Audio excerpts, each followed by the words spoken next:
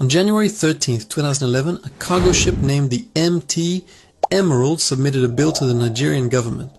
The captain claimed he had just docked in Lagos. He claimed he had offloaded 15,000 metric tons of premium motor spirit petrol. He presented a bill of lading. He presented a Navy clearance certificate. He presented a signature from a harbor master. Based on these documents, the Central Bank of Nigeria paid the fuel importer 1.5 billion naira as a subsidy claim. There was just one problem. At the exact moment the captain claimed to be unloading fuel in Lagos, satellite tracking data from Lloyd's List Intelligence showed the ship was nowhere near Nigeria. The ship was 3,000 miles away, docked in the port of Rotterdam. The ship in Lagos did not exist. The fuel did not exist, but the payment was real. This was not an error, it was a system. In 2011 alone, Nigeria paid for 59 million liters of fuel per day, but the country only consumed 35 million liters. The difference, 24 million liters a day, was paid to ghost ships. You are watching Historic Capital. This is the story of the subsidy heist. To understand the crime, you must understand the mechanism. Nigeria is the largest oil producer in Africa. Yet, it imports almost all its refined petrol. Why? Because the 4 state-owned refineries in Port Harcourt, Warri, and Kaduna have been deliberately sabotaged for decades. If the refineries worked, there would be no need to import. If there is no need to import, there is no subsidy fraud. Therefore, the refineries must not work. Here is the loop. 1. The government fixes the price of petrol at the pump, for example, 65 naira in 2011. 2. The cost to import petrol is higher, for example, 540 naira. 3. The government promises to pay the importer the difference. This difference is called the subsidy. It was designed to help the poor. But the elites realized it was a blank check. If you bring in 1 ship of fuel, you get paid. If you claim to bring in 1 ship, you get paid. If you bring in 1 ship but claim it is 3 ships, you get paid 3 times. The agency responsible for verifying these claims was the PPPRA, Petroleum Products Pricing Regulatory Agency. Between 2006 and 2011, the number of licensed fuel importers jumped from 5 to 128. Construction companies started importing fuel. Furniture companies started importing fuel. Companies registered 3 days ago started importing fuel. They were not energy experts. They were experts in paperwork. The most sophisticated method of theft was called round tripping. Here is how it worked. A vessel, let's call it Ship A, loads refined petrol from a mothership offshore in Cotonou or Lomé. It sails to Lagos. It obtains a shore tank certificate verifying it offloaded 10,000 tons. The government pays the subsidy. Now Ship A is supposed to go back to Europe to get more fuel. It doesn't. It sails back out to the ocean, turns off its transponder and waits for a few days. It changes its paperwork. It creates a new name. It returns to Lagos. It presents the same fuel it just offloaded or never offloaded as a new cargo. It gets certified again. The government pays the subsidy again. 1 cargo of fuel could be paid for 3 or 4 times. In 2011, the Nigerian government budgeted 245 billion naira for subsidy payments. By the end of the year, they had paid out 2.6 trillion naira. That is 10 times the budget.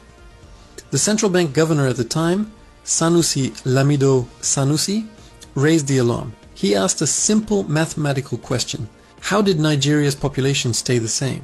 The number of cars stayed the same, but our fuel consumption suddenly doubled in 12 months.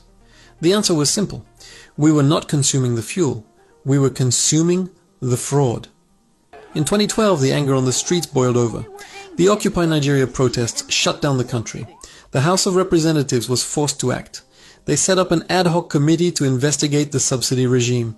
The chairman of the committee was a man named Farouk Lawan. He was known as Mr. Integrity. He was small in stature, but he promised to bring down the giants. He invited the biggest oil marketers in the country to testify.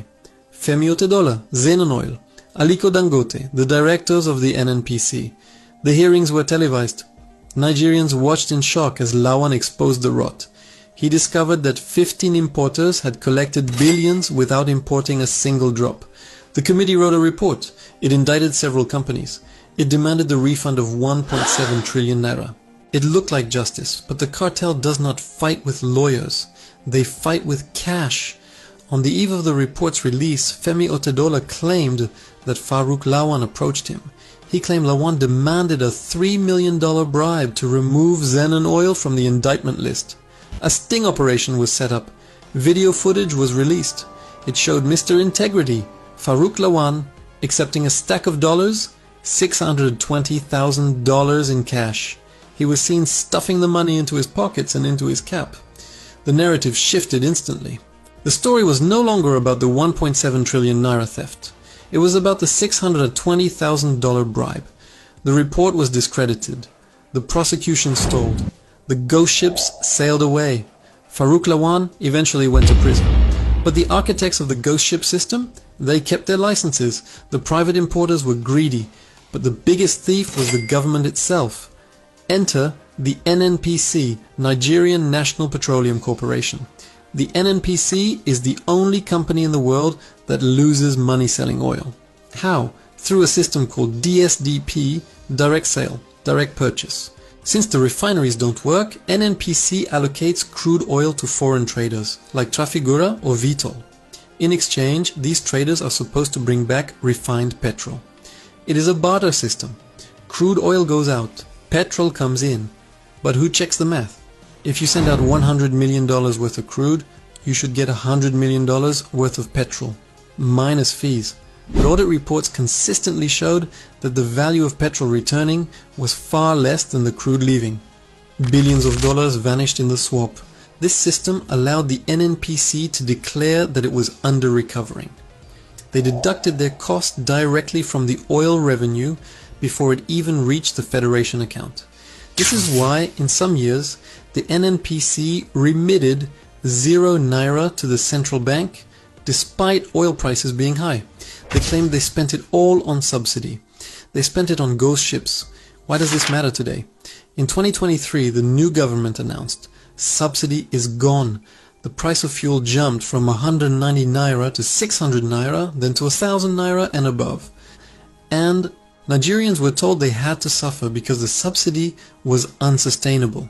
And it was unsustainable. You cannot spend 90% of your revenue servicing a fraud. But here is the tragedy. The people paying the price today are not the people who stole the money. The mechanic in Ibadan paying 900 naira for a liter is paying for the ghost ships of 2011.